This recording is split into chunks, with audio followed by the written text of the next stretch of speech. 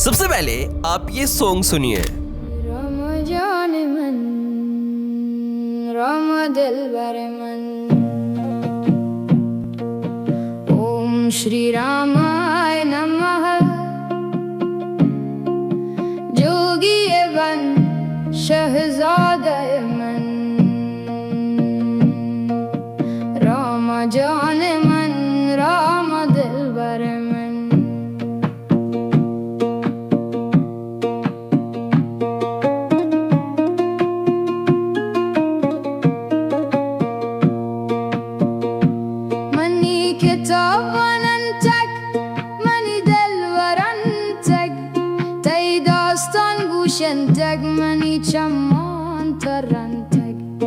ये पूरा सॉन्ग आपको शायद ही समझ में आया होगा, क्योंकि ये पूरा सॉन्ग बलोचिस्तान की नेशनल लैंग्वेज बलोची में है। भगवान श्री राम का ये सॉन्ग हाल ही में गाया है एक बलोचिस्तान की मुस्लिम लड़की के द्वारा, क्योंकि अभी बलोचिस्तान 11 अगस्त को अपनी पहली आजादी सेलिब्रेट करने वाला है, शिवरात्रि के दिन। The Baloch independence movement has announced that August 11 will be observed as the Independence Day of Balochistan, renewing its call for international recognition and urging Baloch communities around the world to mark the occasion with nationwide celebrations. ये वही singer है जिसने भगवान शिव का हाल ही में ये song गाया था। शिव बलोचिस्तान आजाद, ओम नमः शिवाय।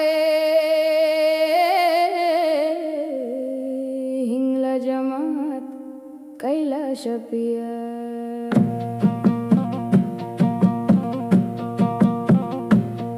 भगवान श्री राम के इस सॉन्ग में बलोची सिंगर ये कह रही हैं कि राम ही मेरे प्रिय है, ओम श्री रामाय नमः। ये मर्यादा पुरुषोत्तम है, सीता के पति है, जय श्री राम। ये वही है जिन्होंने मर्यादा में जीवन जिया है। जोर से बोलो, श्री राम का जयकारा लग रहा है। राम ही दिलबर है, सीता नहीं मिली, लंका दूर थी, लेकिन राम जीते हैं। जय श्री राम बोलो, दिल से कहो श्री राम, बोलो ओम श्री रामाय नमः। 14 साल वन में रहे हैं, जंगल ही आपका घर था, इसलिए मेरा विश्वास राम है। मैं श्री राम बोलती हूँ, श्री राम ही दिलबर है। वे राजकुमार भी है और वन के योगी भी, वो सर्वश्रेष्ठ हैं। बोलो जय श्री राम, बोलो जय श्री राम नमः। ऐसे ही इस बलोची सॉन्ग में भगवान श्री राम की महिमा का ये लड़की गुणगान कर रही है। यानी कि इस सॉन्ग में ये मुस्लिम बलोची लड़की भगवान श्री राम की महिमा का गुणगान कर रही है बलोचिस्तान की नेशनल लैंग्वेज में, यानी कि बलोची में। और भगवान श्री राम को सिंध और बलोचिस्तान के देवता बता रही हैं, जैसे कि आप इस वीडियो में देखिए।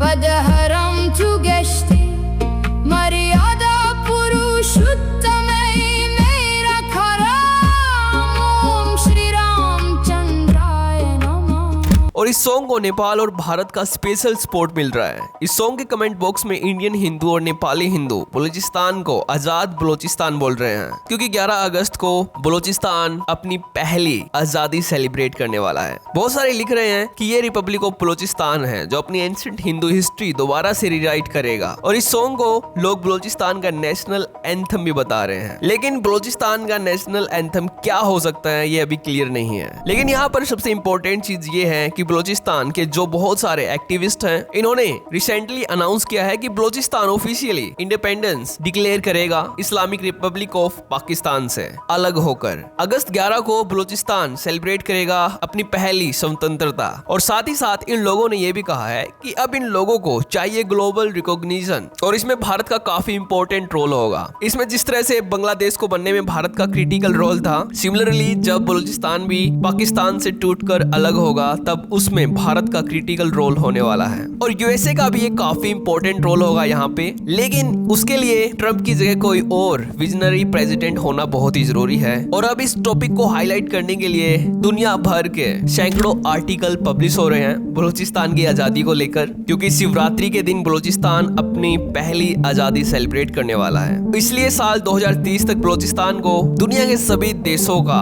सपोर्ट मिलेगा, सिवाय कुछ इस्लामिक देशों के जो पाकिस्तान को सपोर्ट करते हैं। और इसी टाइम में जब हम बलूचिस्तान की बात करते हैं तो मुझे ये भी मेंशन करना पड़ेगा कि पाकिस्तान की मिलिट्री बड़े स्केल पर इनोसेंट लोगों पर क्रैकडाउन कर रही है बलूचिस्तान में। इधर आप देख पाओगे कि आर्टिकल बलोच वॉइस एसोसिएशन, ये एक इंटरनेशनल संगठन है जो बलूचिस्तान के लोगों के द्वारा चलाया जाता है। ये सारी पाकिस्तान की हरकतें इस आर्टिकल में छापी गई है। लेकिन इसके अलावा हमने पिछली वीडियो में इस सॉन्ग के बारे में भी बात की थी, जिसको एक बलूचिस्तान की एक हिंदू सिंगर ने माता हिंगलाज देवी की महिमा का बखान करने के लिए गाया था। है कि कैसे हजारों बलोच हिंदू और मुस्लिम भी माता हिंगलाज देवी के दर्शन करने के लिए बलूचिस्तान के इस पवित्र स्थल पर आते हैं और माता हिंगलाज का नाम लेते हैं, क्योंकि माता हिंगलाज जिनका मंदिर आज रिपब्लिक ऑफ बलूचिस्तान में है, जहाँ हिंदुओं की आबादी बेहद ही कम है, फिर भी हर साल हजारों बलोच ट्राइब इस स्थान को सम्मान करने के लिए यहाँ पर आते हैं और खुद मुस्लिम भी यहाँ पर हिंदुओं को सपोर्ट करते हैं। लेकिन ये सब बलूचिस्तानी मुस्लिम है, क्योंकि यहाँ पर बलूचिस्तानी मुस्लिम